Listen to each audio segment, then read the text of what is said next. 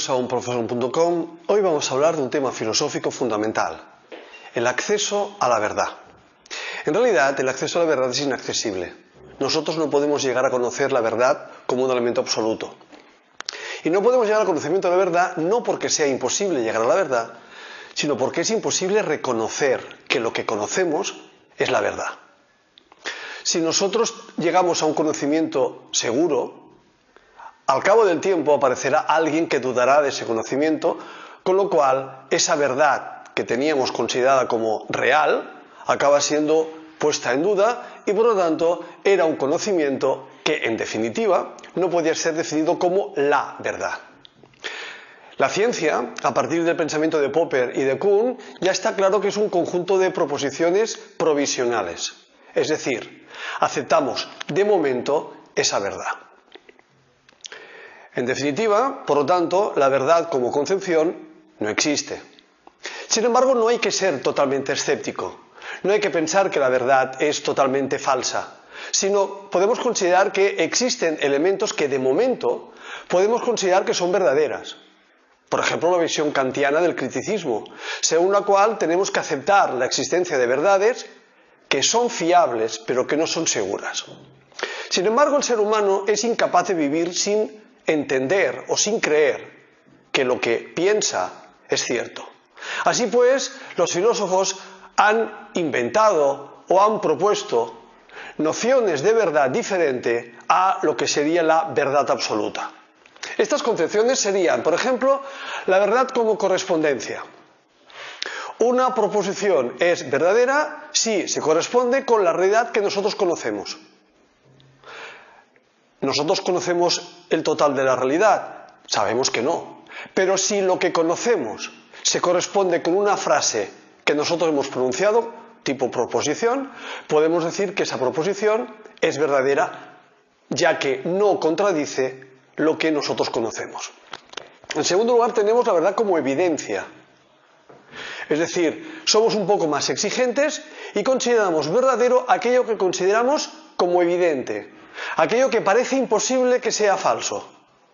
Pero cuidado, a lo largo de la historia hemos tenido muchos ejemplos de concepciones que parecía mentira que pudieran ser falsas y han acabado siéndolo. Todo el mundo pensaba en el siglo XII que la Tierra estaba en el centro del universo y hoy sabemos que esto es mentira. Por lo tanto, la verdad como evidencia tampoco es una verdad que nos llegue a la verdad absoluta a la cual hacíamos referencia al principio. La verdad como coherencia es, al contrario de la verdad como evidencia, un requisito muy poco exigente, ya que la verdad como coherencia simplemente lo que pide es que la proposición que proponemos no sea incoherente con lo que de momento hemos dicho. Es decir, simplemente con que no haya contradicción entre lo que se ha dicho y lo que se dice, ya establecemos la concepción de la verdad. Finalmente tenemos dos concepciones de la verdad que intentan alejarse de esta concepción de dogmatismo o escepticismo. Por una parte tenemos el concepto de verdad como utilidad. Es verdad o consideremos como verdad aquello que es útil, aquello que funciona. En cierta medida pedir que una vacuna sea cierta parece que sea una petición absurda. Sin embargo, una vacuna que funciona, una vacuna que es útil, es una vacuna que en cierta medida llega a la verdad mientras no se demuestre que su conocimiento puede ser superado. Finalmente, en el ámbito político y de la ética surge una nueva forma de concepción de la verdad, que es la verdad como consenso.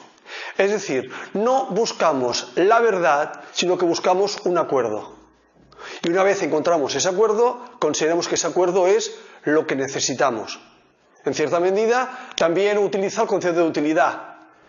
Llegamos a un acuerdo para entender lo que es útil y lo que realizaremos como actuación política.